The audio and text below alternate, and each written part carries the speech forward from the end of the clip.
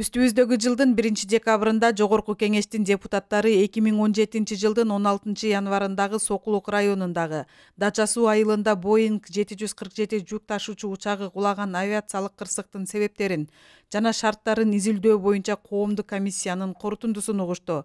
Бул маселе боюнча маалыматты коомдук комиссиянын төрагасы Алмамбет Шыкмаматов берди. Ошо кырсык болгон маалда Кыргызстанда аэропортто туман болгон.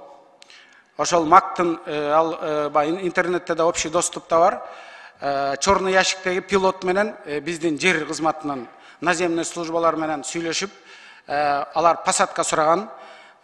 Биздин тарап улам айтып турган 20 мүнөт калды, 30 мүнөт калды, 15 мүнөт калды, 4 мүнөт калды, бирок видимость начар.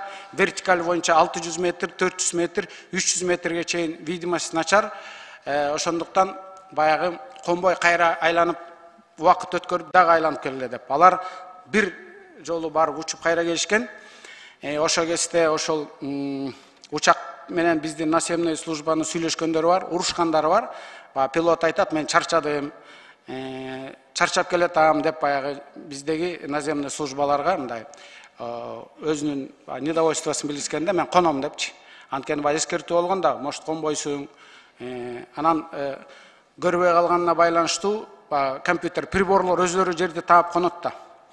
Анан ошондо баягы алар пилоттун ошибкасы болуп, алар линиядан чыгып кетип, кайра көтөрүлө турган маалда куйрук самолеттун куйругу ошол тосмого тийип, анан жанагындай каргышалуу окуя болгон. Аталган комиссиянын мүчөсү укук коргоочу Нурбек Токтакунов бул маселеге чечим шашылыш кабыл алынып калганын айтты. Анын айтымында жыйынтык чыккандан кийин кенен талкуу жүргүзүлүшү керек болчу.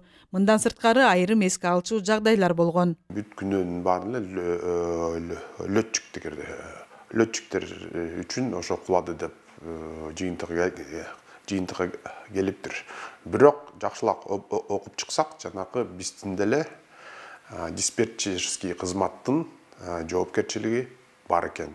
Аэропортунда жоопкерчилиги бар экен. Коомдук комиссияга мүчөлүк кылган иликтөөчү журналист Дилбар Алимова изилдөөнүн жүрүшүндө айрым жагдайларды тактоодо техникалык мүчүлүштүктөр болгонун эске албаганда жалпысынан иш адилеттүү эле болгонун айтат. Дачасы боюнча коомдук комиссиянын негизги курамы мындай адилеттүү тандалыптыр, анан иши дагы жакшы жүрдү деп айтам.